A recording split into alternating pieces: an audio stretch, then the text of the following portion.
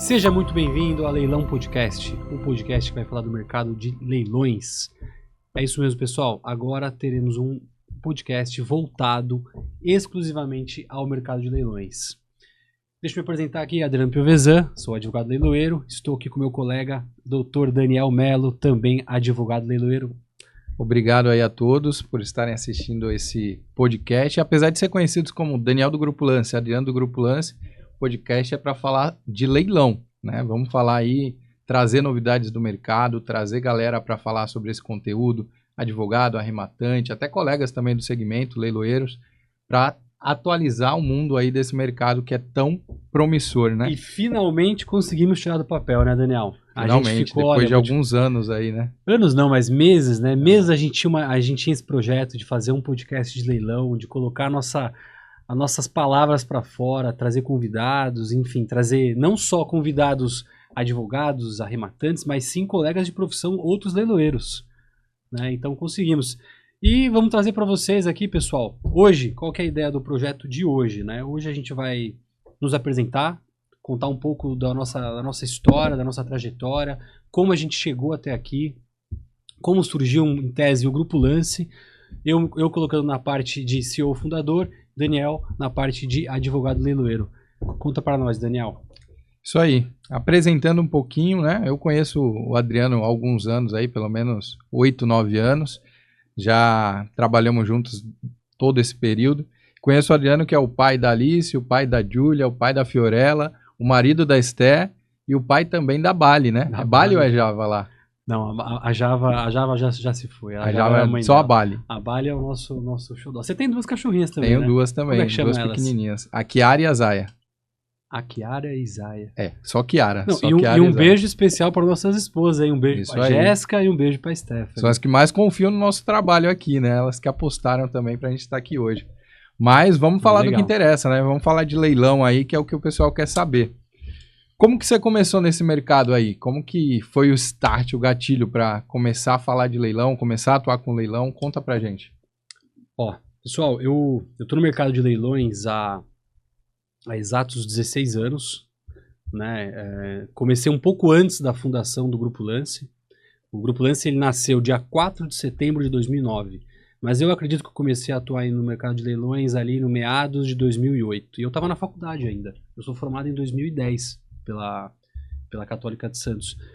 E como é que aconteceu a história? Eu era estagiário no escritório de Direito Marítimo, Eliana Aló e Rubem Vegas. Então, inclusive, até um abraço, um beijo para a doutora Eliana, doutor Rubem, que me ensinaram aí o início desse mundo jurídico, né? Eu era estagiário lá, fazia petições, carregava, eu tinha aquele...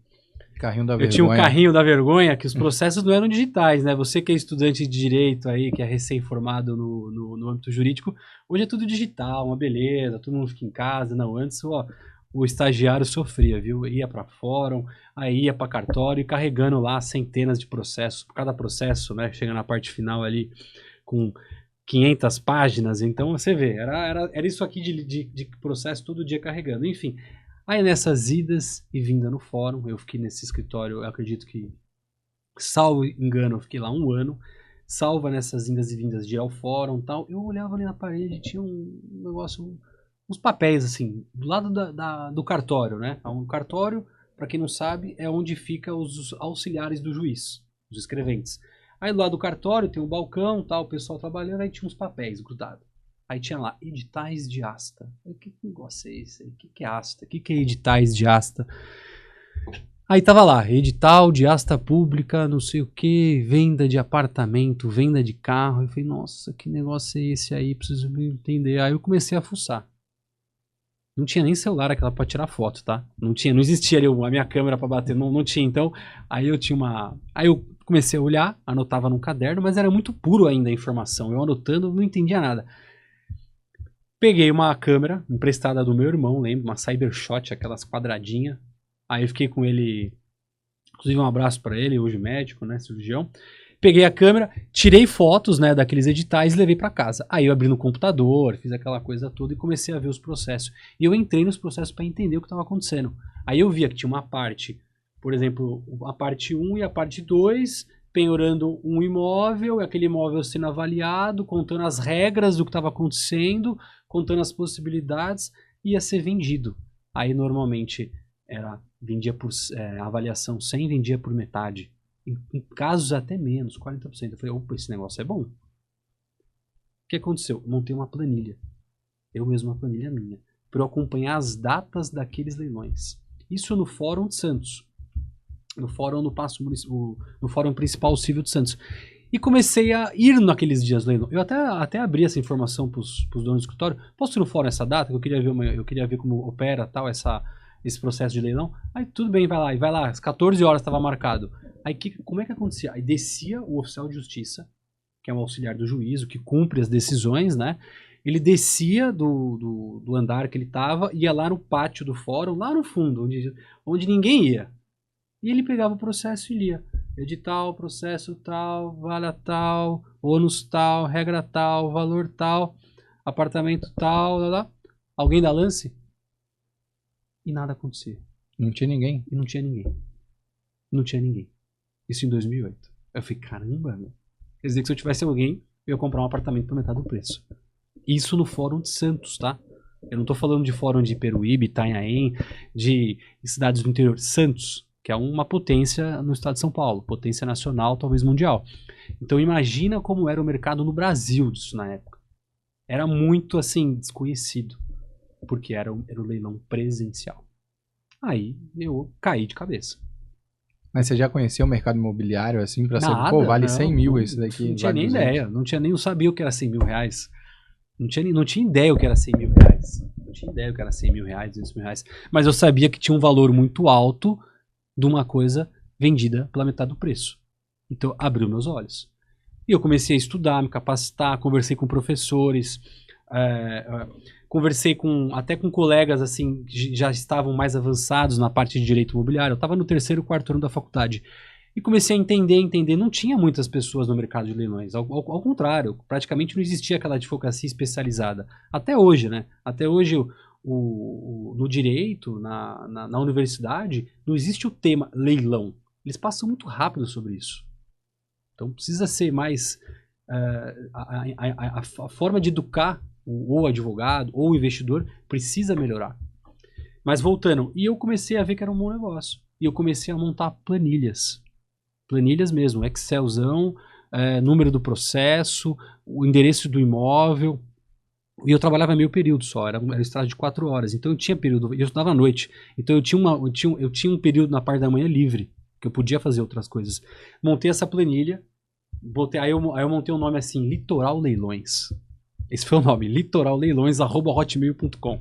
Esse era meu e-mail. Imprimi várias vias e deixei nas imobiliárias com o número do meu celular e os corretores começaram a me ligar. Os corretores começaram a me ligar de vários locais. De São Vicente, de Santo André. Eu deixei no litoral e corretores de Santo André, do ABC, começaram a me ligar. Cara, me interessa isso daqui, como é que faz? Aí começou. Esse foi o começo de tudo. Isso eu entrando no mercado de leilões, né? E por assim foi. Me formei advogado, comecei a assessorar vários investidores, fiz aí, não sei se milhares, tá? Mas centenas de arrematações, com certeza. Assessorei grandes investidores, talvez um dos maiores aí da Baixada Santista. E em 2009, isso em 1 ano e meio, né? Já nem era advogado, era. Eu estava assessorando em parceria com outro colega que assinava as petições. E em 2009, eu já estava no mercado, já ativo, já estudando, e vi uma notícia que o Tribunal de Justiça, ele publicou que ia parar o leilão presencial. Aí eu falei, opa, aí vai começar a ter mais... E não tinha muita concorrência. E vai começar a ter mais concorrência, vai para online. Aí eu pensei, por que não, então, em vez de eu ser advogado, me tornar uma empresa de leilões? E aí foi fundada no começo a Lance Judicial.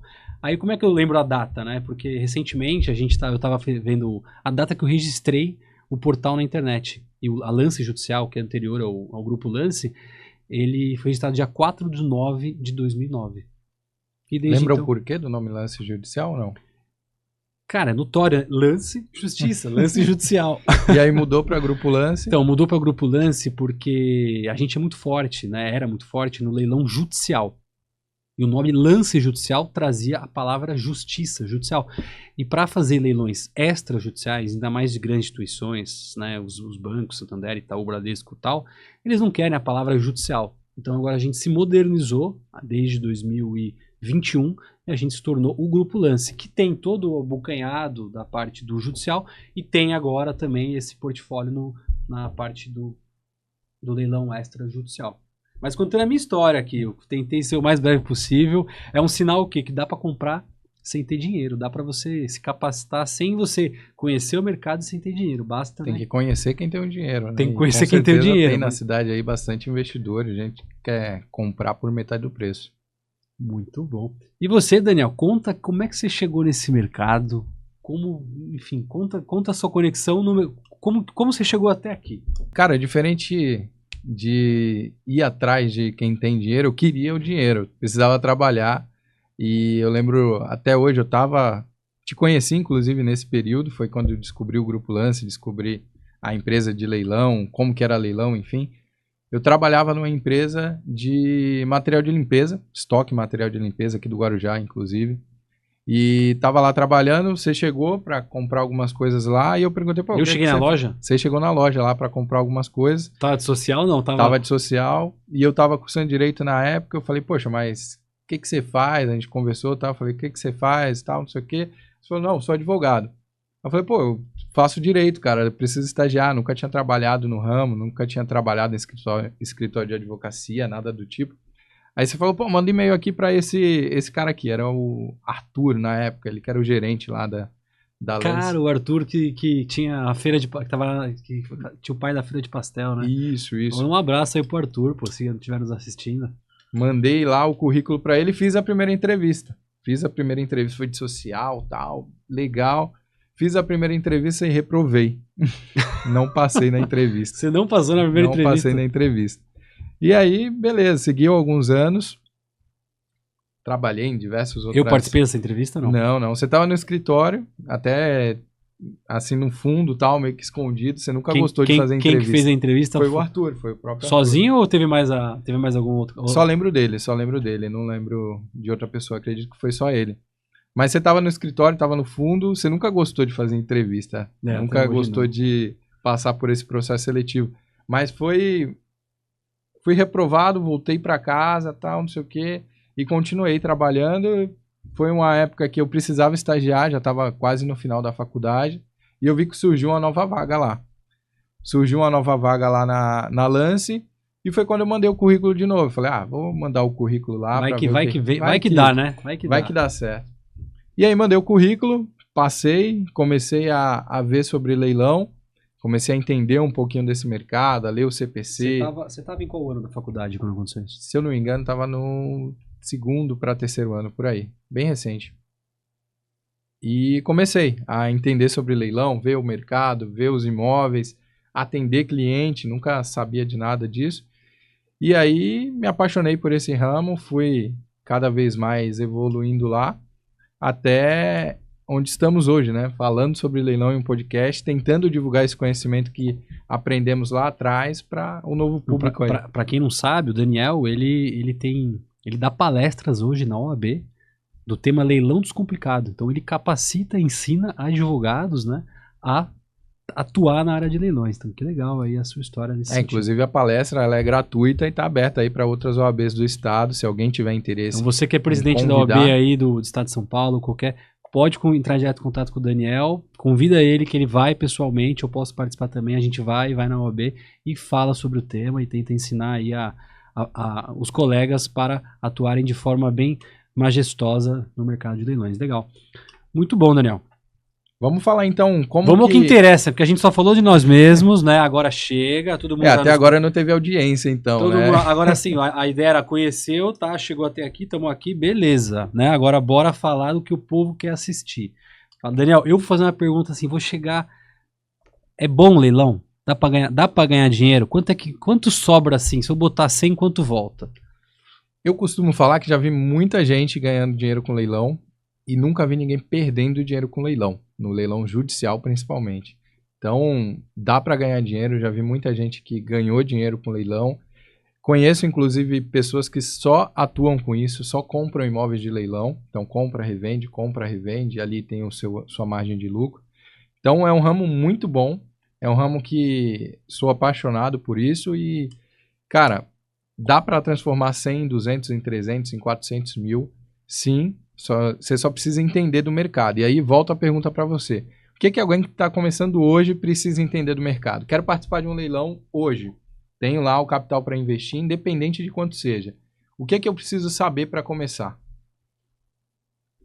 A primeira coisa que a pessoa precisa para querer entrar nesse mercado é vontade. É só isso. Se ela tiver vontade, ela vai fazer as duas... Eu vou dividir em 2 tópicos grandes. A primeira é capacitação, a segunda é constância. Capacitação, constância. Que é a minha história, né? Eu me capacitei, eu fui constante. Então, entenda. E não precisa ser advogado, tá? Não precisa ser advogado, não. Não precisa ser advogado. Você pode muito bem atuar no mercado de leilões na parte extrajudicial. Os leilões da Caixa é o maior público hoje que tem no mercado hoje. É até legal, vamos depois falar quanto que é a fatia de leilões, como ela é dividida. Mas assim, voltando à pergunta, para você entrar no mercado, você tem que se capacitar, você tem que estudar, você tem que entender o que você está colocando seu dinheiro. Isso em qualquer mercado, né? Você vai investir no mercado cripto, vai investir na bolsa, fundo imobiliário, até investir na padaria do João da esquina, você precisa entender onde você está colocando não só o seu dinheiro, a sua energia. Porque muitas vezes, você que sem dinheiro, você pode muito bem assessorar pessoas que têm dinheiro. Tenho certeza que quem está nos assistindo conhece alguém com dinheiro e quer ganhar mais do que 2% ao mês investindo num imóvel, né? Porque hoje numa renda fixa dá 1%. Só que... E lembrando que a gente fala de imóvel, mas tem de tudo, tem claro. Todo o campo aí, tudo, né? É que a gente fala que o nosso nicho maior é o mercado imobiliário. Mas o leilão tem de tudo e dá para explorar tudo, né? Até só finalizando, então a pessoa precisa de vontade e dedicação. E estudar, participar, tentar, não tem dinheiro, vai atrás de alguém que você conheça que tem dinheiro, faça um contrato de assessoria, né, mesmo que você não seja advogado, para você fazer arquitetura de leilão. Porque uma frase que eu digo, quando você investe no mercado de leilões, você só não investe, você empreende. Porque o investidor, ele coloca o dinheiro, quando ele coloca o dinheiro, ele espera o dinheiro render. Agora, quando você faz mais do que isso, você empreende nesse mercado. E realmente dá trabalho, dá trabalho. Você vai ter que localizar o bem, localizar o edital, entender a regra do jogo, participar do leilão, pegar a posse, quem sabe depois fazer um house flip, uma reforma, fazer uma perfumaria no imóvel e depois disso colocar a venda. Pode ser de forma solitária, né? Uma venda que você vai atrás, você anunciando, ou através do mercado de imobiliárias. Então, assim, é uma empreitada que você faz. Dá dinheiro. Dá mais do que você pegar o seu dinheiro e colocar numa ação convencional, né? Renda fixa, aí, 1% e tal. Mas você não se torna apenas um investidor. Você se torna um empreendedor. Então essa é uma visão clara que eu tenho. Quem está no mercado hoje não é investidor, é empreendedor. A não ser aquele cara que dá o dinheiro e outro vai lá e faz a operação. Isso é bem legal porque tem muita gente, inclusive os mais antigos aí, que não entendem esse mercado de leilões, ou pelo menos não olham por esse ângulo. Que você falou, poxa, a pessoa vai lá, compra, reforma e vende. Vamos pegar um caso, um apartamento. Está lá no condomínio há anos que ele não paga lá a parcela condominial. E além de não pagar a parcela condominial, ele não mora mais no imóvel, então esse imóvel está lá abandonado há bastante tempo. Isso vem causando dano estrutural no prédio, vem causando... Todos estão pagando, né? Porque são devedores solidários, então cada um está pagando ali a parcela. O arrematante sempre é o melhor amigo do condomínio. Então, nesse caso aí, muitas vezes o leilão é a única solução, porque ele não consegue fazer uma venda na esfera extrajudicial, porque tem penhora averbada, está devendo condomínio, IPTU, às vezes valores altíssimos, às vezes não, quase sempre, né? Valores altíssimos. E o leilão é a única saída para isso. Tem muitos ainda que olham o leilão com aquela ótica, poxa, você vai comprar no leilão e tirar aquela família de lá, que está lá morando. Só que, veja bem, existe um credor, existe todo um processo por trás disso. Não é somente você chegar lá e comprou e tirou a pessoa lá de dentro, ela não vai mais morar lá. O leilão é realmente a única saída nesse caso. Existe um processo em que ela foi intimada, ela foi houve proposta de acordo nos autos, ela esteve numa mesa, ou pelo menos ela foi convidada pelo juiz para apresentar lá as alegações dela, falar se é bem de família ou não, entra aí numa questão mais processual, que não é o nosso objetivo, mas o leilão, nesse ponto, é a única saída nesses casos. Nesses casos não, em todos os casos em que há uma dívida ali sendo perseguida e o imóvel está servindo como garantia. Eu dei o exemplo aqui da questão condominial. Eu não sei se esse caso chega somente para mim ou já chegou para você algumas vezes também, mas já fui oferecer ou pelo menos tratar com investidores lá, ou até imobiliárias a respeito do tema, e já fui recebido dessa forma. Falo, poxa, você vai tirar essa pessoa de lá, tá lá há tantos anos morando, e agora vocês chegam, o leiloeiro chega e quer tirar a pessoa de lá. É o malvadão, né? O leiloeiro é um malvadão, o arrematante é um malvadão. Não. Vamos. Você falou de bem de família. Sim. Hoje a gente não vai adentrar em tópicos tão firmes assim à parte processual. Mas a palavra já diz, bem de família. Se aquele imóvel não é bem de família, ele pode ser desocupado. Porque se for bem de família, é invendável. Ponto. A pessoa tem que precisar. A Constituição garante, ela vai morar naquele imóvel. É o bem de família dela. Ah, mas é um apartamento. Então, aí tem uma exceção. Apartamento não pode ser bem de família se a ação é de condomínio. Porque para você ter um apartamento, você precisa ter o elevador. Você precisa ter a portaria. Você precisa ter o porteiro. E não dá para aquele porteiro, a portaria, o elevador viver sem a despesa condominial. Então, isso já derruba um pouco essa parte esse medo, né? Que o mercado tem. Ah, não vou comprar imóvel ocupado. Tranquilo, é normal. É natural, porque se a pessoa não pagou, infelizmente, ela tem que sair dali. Ela foi imatura no sentido assim, ela deveria ter vendido o imóvel com um pouco mais de antecedência e ido por um imóvel menor, ou mais de um valor inferior, porque ela vai sobrar o saldo dela. Agora, se ela está lá há 30 anos sem pagar, o imóvel vai ser perdido. Mas é legal sobre essa parte de... Você postou um vídeo ontem, né, a respeito disso, e era um imóvel que estava lá abandonado também. Tinha um imóvel desocupado, né, sem pagar condomínio, foi ontem mesmo, até com um grande cliente nosso arrematou, conseguiu a posse bem rápida, se não me engano, 3, 4 meses, reformou e fez já um Airbnb, logo em menos de um ano ele já estava com a operação rodando. Mas é legal falar assim, hoje o mercado imobiliário, as taxas que a gente vê hoje, por exemplo, de financiamento, elas seguem um pouco o mercado de leilões. Deixa eu explicar esse tópico que eu quero dizer. Hoje a alienação fiduciária é a forma que o banco retoma a propriedade de um empréstimo. E se não fosse o banco ter a certeza que ele vai vender lá na frente através de um leilão daquele imóvel que está a inadimplência, ele não colocaria os juros tão baixo. Né? Baixo que eu digo assim, do que era no mercado antigamente. Então, a gente já vivenciou épocas aí que os juros no mercado imobiliário chegaram a 20%. E a gente já vivenciou também aquela loucura que foi na pandemia, que os juros chegou a 2%. Mas isso oscila o quê? É valor de mercado com a taxa de retorno na venda. Então o que eu quero dizer, se não tivesse a desocupação, se não tivesse o leilão, aquela senhorinha simples, ela não poderia estar fazendo o sonho dela de ter uma casa financiada, num juros acessível. 1%, 1 e pouco por cento. O leilão ele dá esse braço, especialmente os bancos, as grandes financeiras, para que eles coloquem os juros lá embaixo. Então é legal ter esse ponto, né? A gente pode chamar assim como a função social do leilão. Legal. Função social do leilão. E já entro em outra pergunta. Você falou aí pelo menos 3 tipos de leilão, e inclusive um deles o leilão de alienação fiduciária. Quais os tipos de leilão? Porque eu tenho muitos amigos que vêm aí, eu trabalhando com leilão ao longo do tempo, e falam, poxa, eu quero comprar imóvel de leilão, mas não conhece os tipos de leilão que existem. Cada um, né? com as suas regras, né? Existem vários tipos. Fala aí para o pessoal quais os tipos de leilão, até para que tenham familiaridade, veja, pô, me identifico mais com esse, me identifico mais com aquele, e principalmente, qual que tem o menor desconto, o maior desconto, quer dizer, qual que tem o maior Qual que dá mais dinheiro, né? O que o povo vai querer saber, qual que é o que dá mais dinheiro. A gente pode dividir o mercado de leilões em 2 grandes, né? O lado A e o lado B. Judicial, extrajudicial. Judicial tem um juiz vendendo, é o comitente.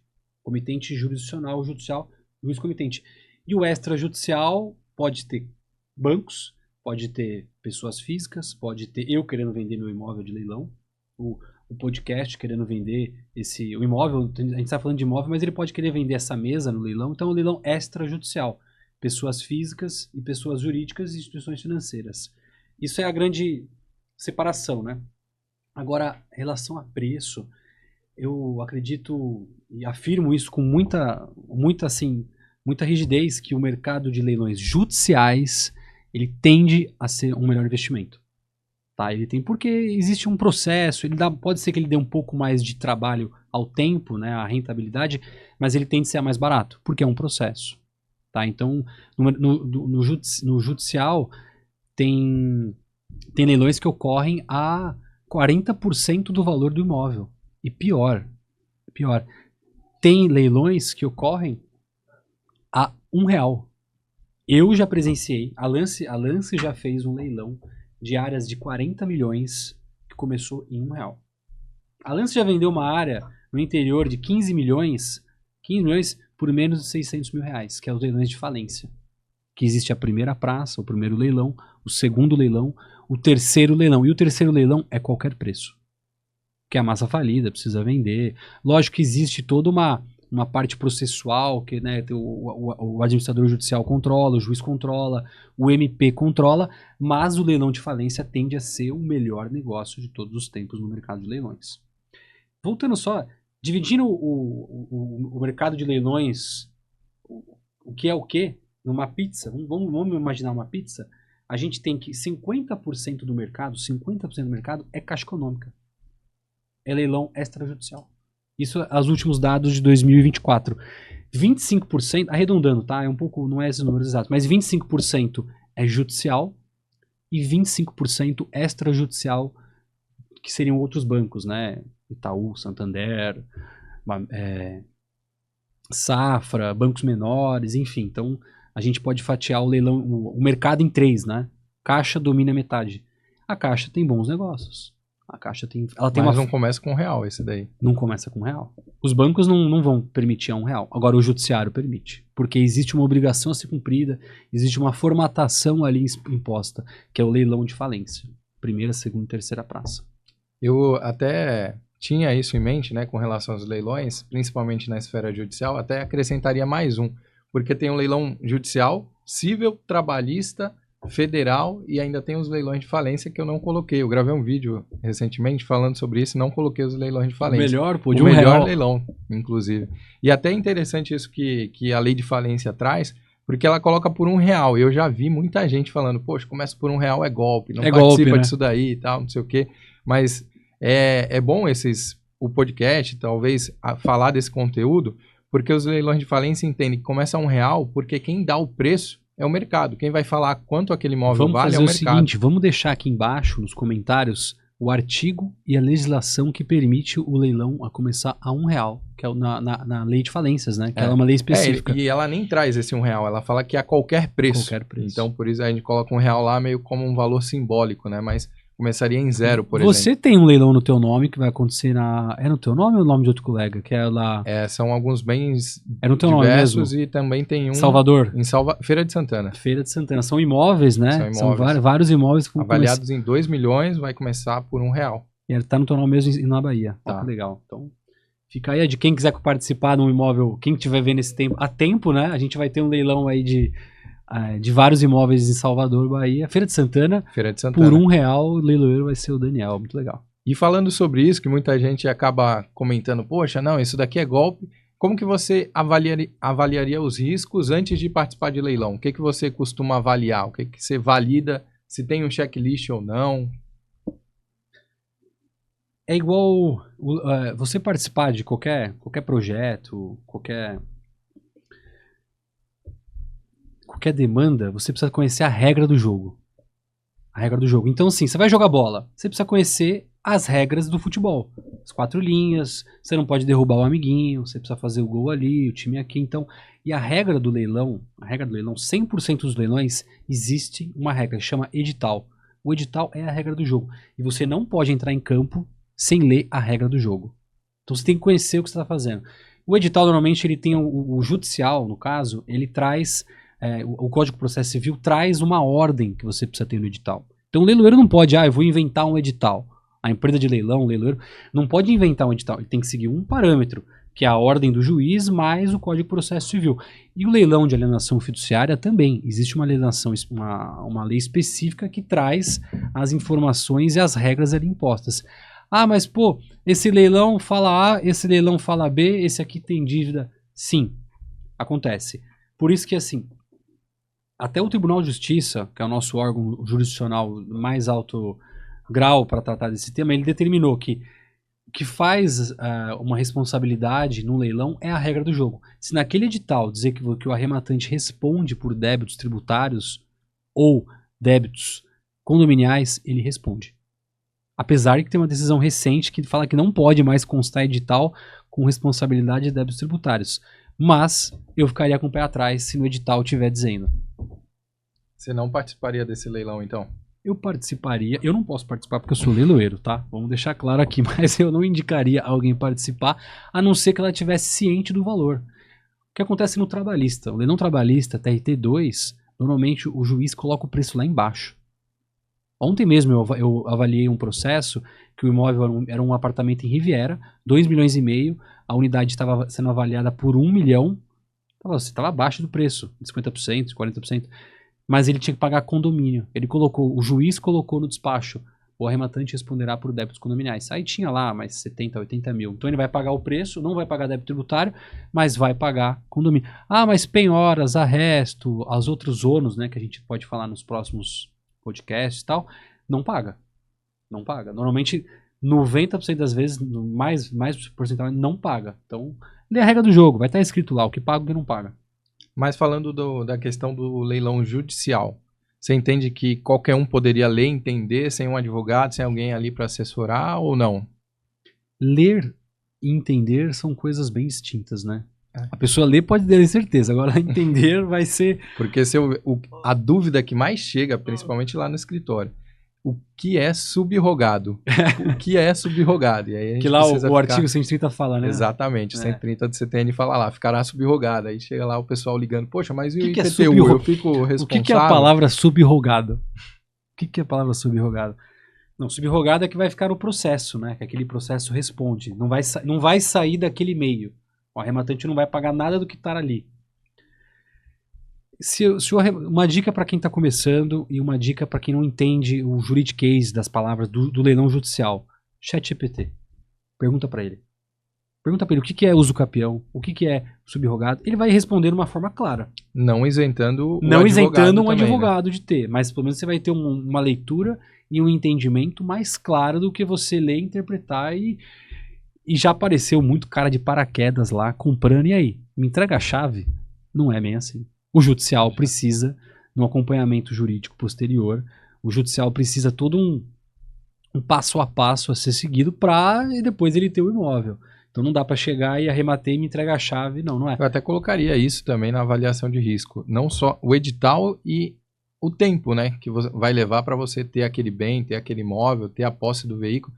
Já vi muitos casos também de pessoas que compram do leilão judicial, por exemplo, e eles querem pegar o veículo na semana seguinte porque vão viajar, porque fizeram planos, realmente por não ler o edital. Eu já vendi a pessoa querendo entrar para passar férias. O cara arrematou em setembro, assim, dá para pegar agora em outubro para entrar pro Réveillon?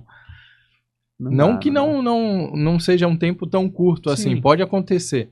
Mas realmente leva um certo tempo até por poder judiciário avaliar no tudo, judicial né? ainda, da tua experiência, se a gente pudesse dar uma estimativa, até que o pessoal, deve ser uma pergunta que muitos queiram fazer. Eu arrematando no judicial, quanto tempo demora? Depende.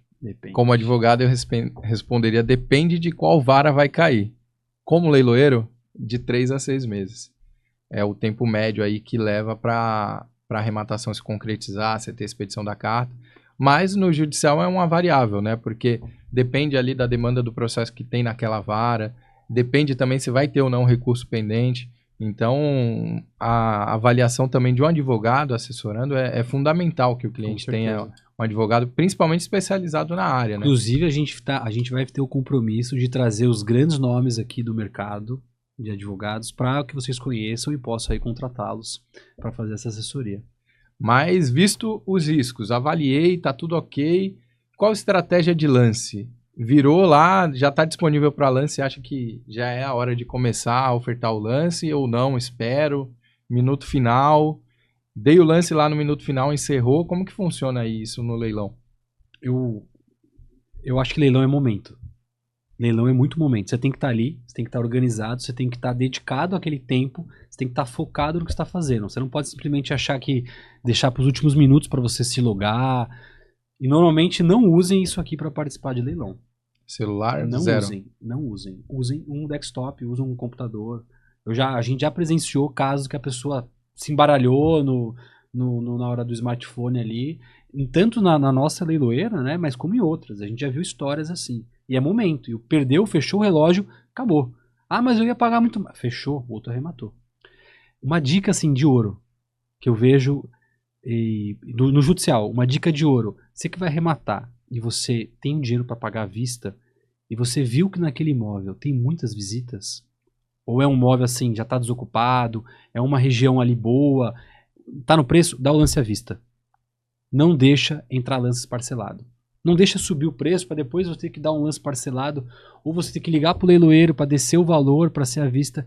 Então, assim, de cara, se você tem a oportunidade de dar à vista, o preço está legal, tá dentro do budget que você vai gastar, dá o lance à vista. E foca no tempo, se organiza, fica na tela, dedique-se aqueles 15 minutos antes do encerramento a estar 100% centrado. Porque tem a regra dos 3 minutos, né? Todo mundo deve saber já que dole 1, dole 2, dole 3, como era no leilão presencial, se tornou 1 minuto, 2 minutos, 3 minutos de cada plataforma, né? Para quem não souber sobre essa questão, depois deixa nos comentários e a gente entra em contato e explica o que seria isso. Mas basicamente eu faria dessa forma, focaria o meu tempo a exclusivo daquilo, sabe? Não deixaria o mundo externo tirar o meu foco. Tem que estar focado. Colocaria lá na agenda do celular, se programar e se logar lá habilitação, na um dia antes. Confirmada a habilitação do leiloeiro. Hora do leilão, desliga tudo, concentra. 30 minutos antes do leilão, liga o computador, para tudo. Não perde o foco.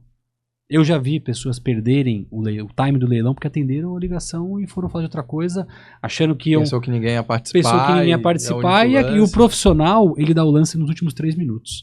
O arrematante profissional, né, os grandes escritórios, eles dão nos últimos 3 minutos. Eles não dão o lance com antecedência. Essa dica geralmente eu não dou porque tem que ter o coração muito bom para dar o lance nos últimos 3 minutos ali, né? O relógio parece que como leiloeiro, a gente quer que a pessoa dê o lance o quanto antes, né? Mas assim, a missão aqui é passar para o mercado as melhores estratégias de lance. Boas práticas, né? Sim, as boas legal. práticas aí. Eu pulei até uma pergunta aqui, até na questão da regularidade e tudo mais. Como que a pessoa hoje pode verificar um leiloeiro se ele está apto ou não a realizar aquele leilão? Quais os processos que ele precisa verificar? E dando um chamariz, vamos falar do leilão falso? Vamos. Leilão falso. Galera, parou um pouco, mas se você digitava no Google antes, leilão de carros, só aparecia leiloeiro falso. Só tinha leiloeiro falso. Inclusive patrocinado. Não, né? Então, por isso, eles patrocinavam, eles gastavam mais do que os grandes leiloeiros, né, de anúncio, e tanto em Instagram como em Google saía lá. Leilão de carro, principalmente, os primeiros eram falsos. E o que eles faziam? Eles registravam a plataforma lá fora. Vamos dar um exemplo aqui. O Grupo Lance. Pegavam o nome Grupo Lance, colocavam grupolance.com/br e registravam esse domínio lá fora. E maquiavam nossa plataforma igualzinha. Faziam até melhor. Então, precisava contratar esse time, né, de desenvolvedores.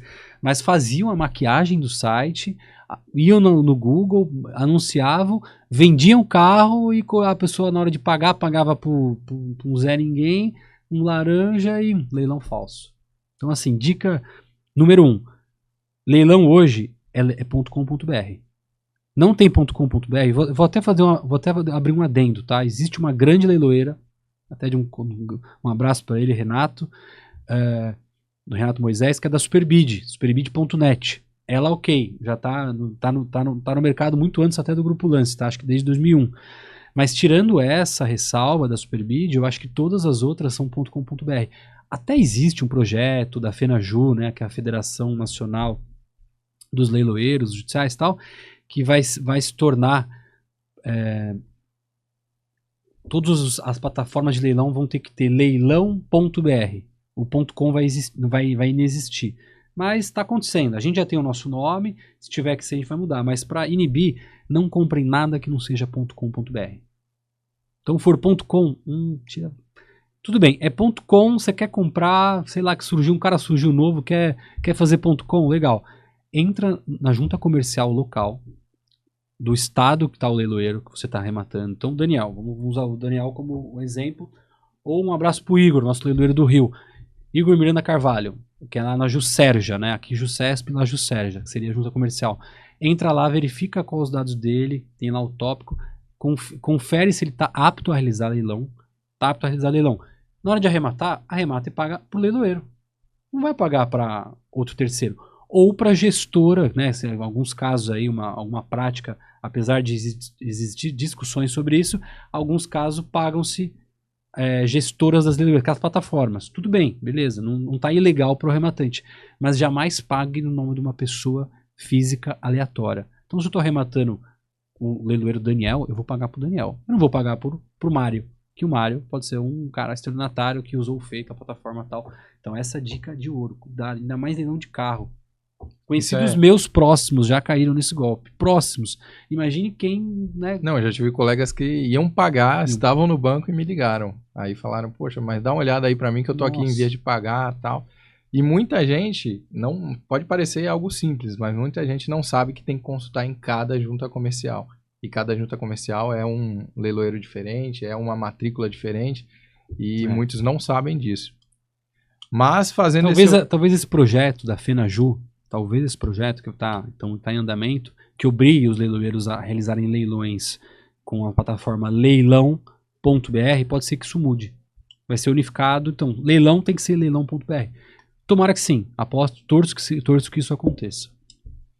Legal, fazendo esse overview aí, vimos tudo, né, com relação à regularidade do leilão, regularidade do leiloeiro. Vamos falar um pouquinho então desse mercado. Você está aí desde 2009, eu pelo menos acompanho a evolução também do Grupo Lance, antiga Lance Judicial, há algum tempo, desde a evolução do logo. Fiz até para você um quadro ali com a evolução do logo, Lance Judicial. Tá no meu escritório em casa esse quadro. Era preto e laranja, e depois ficou um pouquinho avermelhado. A gente vai mudando, vai modernizando. Então, modernizou pra caramba, mas como que você enxerga o mercado como um todo? Eu digo isso porque o decreto-lei que rege, né, a profissão de leiloeiro está vigente até hoje e é de 1932, então bem antigo mesmo.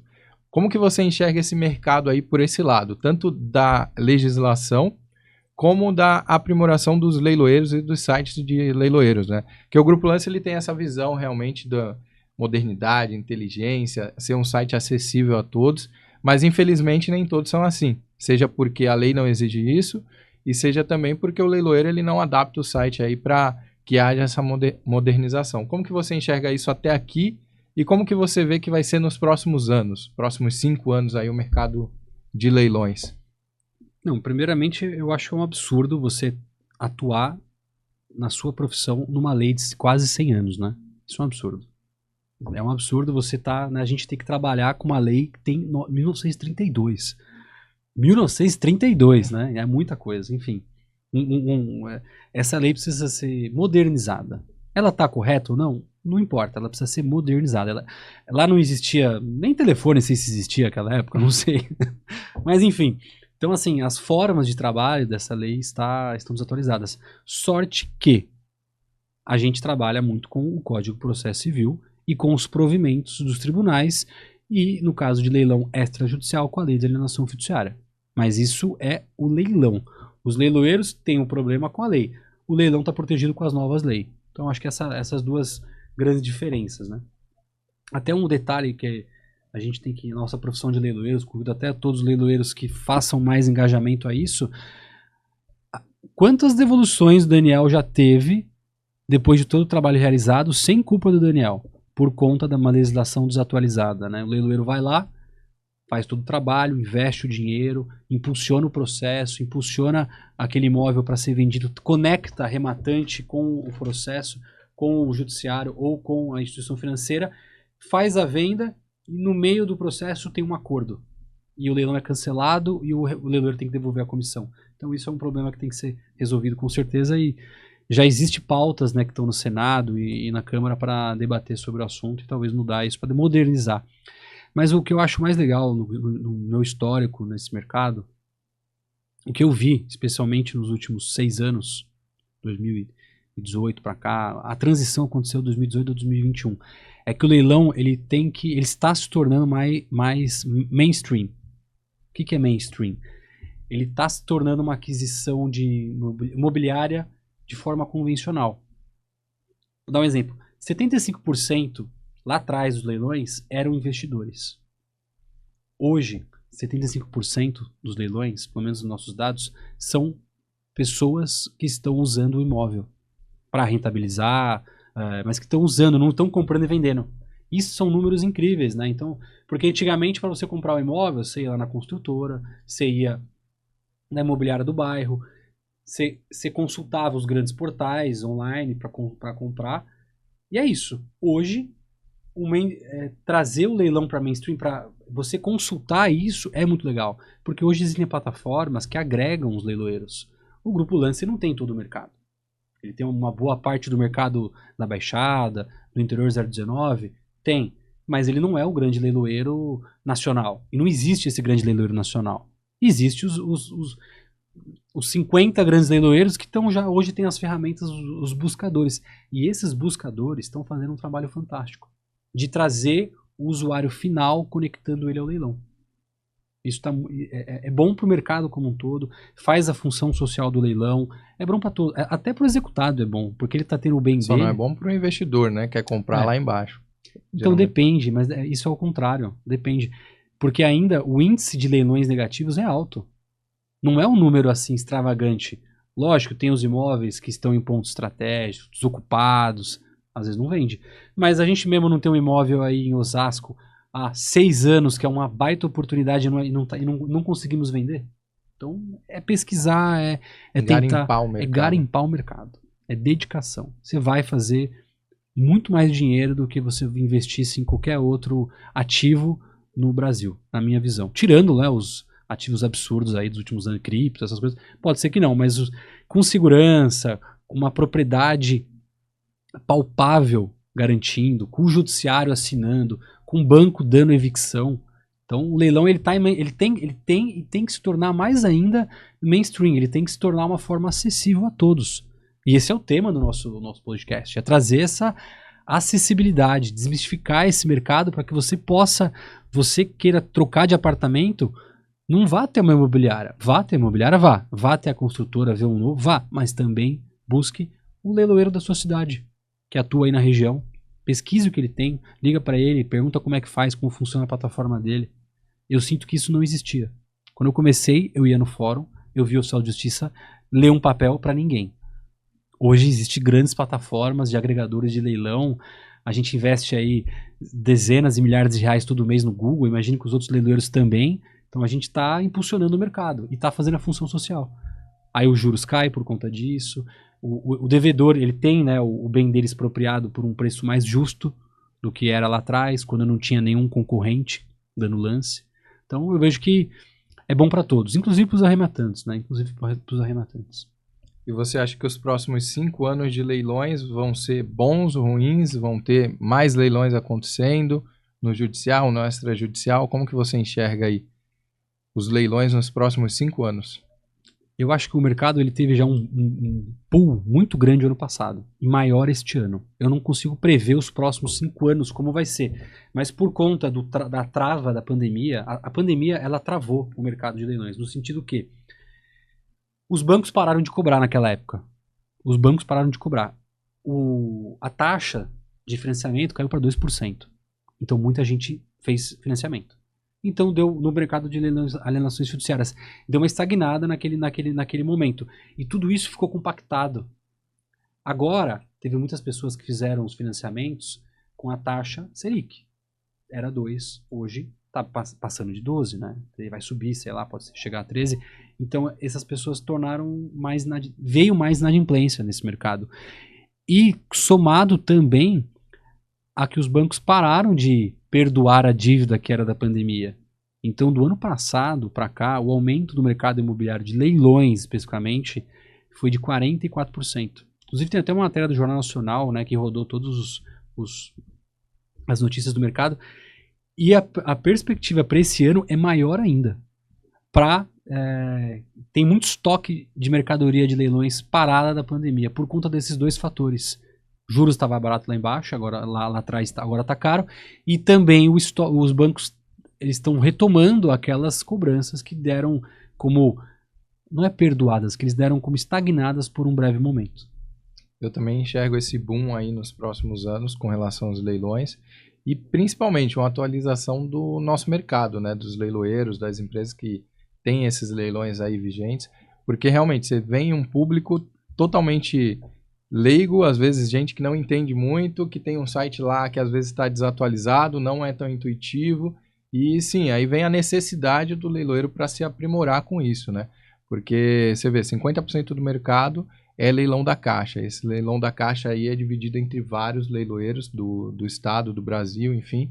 Então, eu vejo a necessidade desses leiloeiros se atualizarem agora para esses próximos anos e, principalmente, talvez até atualizar realmente essa legislação, né? Muitos aspectos não foram abordados lá atrás e por motivos óbvios, com relação a reembolso de comissão, com relação à publicidade da plataforma, vários aspectos, aquela lei ela não traz, principalmente protegendo, né, o lei de leiloeiro. 32, cara, ela não traz Mas nada. ela viu o leiloeiro realmente como aquele leiloeiro que ficava lá, pregoava os lotes, ia embora para casa dele e pronto. Hoje a gente vê que o leiloeiro ele faz muito mais além disso. Hoje os leiloeiros, apesar de eles não serem empresários, né, eles são empresários. Eles são empreendedores. Eles gerem uma equipe. Eles têm sistema, têm equipe, tem ferramentas de TI, tem ferramentas de marketing, gastam fortunas em marketing, gastam material publicitário. É isso, né? Fazem podcast. Exatamente. Então a gente se modernizou. Agora eu pergunto pra você acha que dá pra modernizar ainda mais o mercado? Cara, eu acho que dá sim. Não enxergo nada palpável agora, mas eu acredito que o mercado ele precisa ir se modernizando para atender a necessidade do público, né? Seja através de uma inteligência artificial, seja através de um atendimento diferenciado para outros públicos também. Então, acredito que a necessidade ela vai acarretando essa necessidade da atualização. Sabe? A cada dia que vai, a gente precisa se atualizar nesse mercado, sim. E principalmente com conhecimento, né? Existem leis saindo a todo momento, existem projetos no Senado acontecendo, e esses projetos afetam também diretamente o nosso mercado. Então, acho que a gente precisa se atualizar no quesito de inteligência artificial, sim, no sentido de tecnologia, mas principalmente no quesito de conhecimento. O conhecimento ele é fundamental no nosso ramo dos leilões, porque, como eu falei, existem civil trabalhista, federal e falência, cada um com a legislação específica. Existe o leilão extrajudicial, com a lei lá que rege os processos de alienação fiduciária. Cada um deles tem uma legislação específica e você precisa se atualizar com relação a essas leis. Essas leis elas são atualizadas, ou pelo menos existem projetos de atualização quase que todos os anos, ou se não a cada 5 anos. Então você precisa sim se atualizar como leiloeiro para atender esse público e não passar nenhuma informação que seja inverídica, né, também. E no quesito tecnologia, cara, leiloeiro precisa ser antenado, precisa ser ligado com tecnologia. Você é um exemplo disso, principalmente para mim, eu era zero inteligência artificial, tecnologia e afins. Você já é 10 vezes mais. Eu fico imaginando o que vai acontecer, porque assim, a Meta, o Facebook, passou o nome para Meta. Não foi à toa. Tava naquele hype, né, de agora é tudo metaverso. Voltando àquela tua pergunta de 5 anos atrás, eu boto fé, eu acredito que pode ser que 5 anos, não sei a data, que os leiloeiros vão ter home em metaverso. Olá. Sabe assim? Pode ser, a gente vai ter que... Se acontecer, aqueles que fizerem, legal, vamos pra cima, vamos fazer. Mas isso leilões no metaverso, será? Cara, eu acho que não só leilões, tudo, né? Ficou parado isso por um tempo. A Meta deu esse impulso mundial, tal, parou, agora tá estagnado, mas eu acho que ela deve retomar, porque é um negócio muito inteligente, é um negócio que vai mudar muito a nossa vida, a forma de você provar o tênis, você vai lá e prova o tênis. Acho que é ruim, né? Falando isso para minhas filhas, não, saiam da internet, saiam das telas, mas O que é nós hoje sem telas, né? O que é nós hoje sem telas? Eu acho que essa questão pode ser que passos largos serão dados agora com essa, né, onda de AI, onda de metaverso, etc e tal. Então, vamos estar atentos, né? Nós prometemos que estaremos. Sim. Prometemos que E passando conhecimento para vocês aqui no podcast também. 5? Para uma hora? Então vamos encerrar, né? Como que puxa o encerramento? Bom, e é isso. Acho que pro primeiro bate-papo, que a meta era se apresentar, falando de meta, metaverso, falando de meta, né? Que o projeto era se apresentar, que o projeto era vocês conhecerem um pouco quem é Adriano, quem é Daniel, conhecer um pouco do que a gente tem de experiência no mercado, agregadores que a gente pode trazer, porque o foco não é nosso, tá? O foco não é nosso. Se você assistiu até aqui, o foco são os nossos próximos convidados. E com certeza vai ter gente de mais alta qualidade de todo o mercado. Como repetindo, a gente vai trazer grandes advogados, grandes leiloeiros, concorrentes nossos, amigos. A gente tem, né, tem vários colegas. Nós vamos trazer investidores, nós vamos trazer investidores profissionais e os não profissionais. Aqueles pequenos e aqueles multimilionários. Então, acho que é isso. Daniel, faça a sua frase final aí. É isso aí, agradecer vocês que acompanharam até aqui e compartilhe esse vídeo aí para que a galera possa acompanhar também os próximos que a gente vai gravar a respeito de leilão. O nosso principal objetivo aqui é realmente desmistificar esse mundo dos leilões, trazer conhecimento para vocês, porque nós entendemos que o mercado ele precisa realmente disso, precisa de pessoas que falem do tema, que tragam isso com propriedade, e vocês vão acompanhar aí gente do mais alto calibre nos próximos vídeos também. Espero que tenham gostado. Curte esse vídeo para a gente saber que você gostou. Obrigado por mais esse tempo aí de vocês. Agora que a gente está nas redes, curte, compartilha, coloca o sininho, né? Coloca o sininho. Nas próximas vezes você vai ser notificado. E nosso Instagram, fala seu Instagram pro pessoal aí. Instagram é @cruz.danielmelo. O Instagram do Grupo Lance também é @grupolancebr. Falamos do BR, inclusive, aqui nos vídeos, né? @grupolancebr. E o seu? Adriano Piovesan. @Adriano Piovesan. Isso aí. Valeu, galera. Até os próximos. Até os próximos. Um abraço a todos.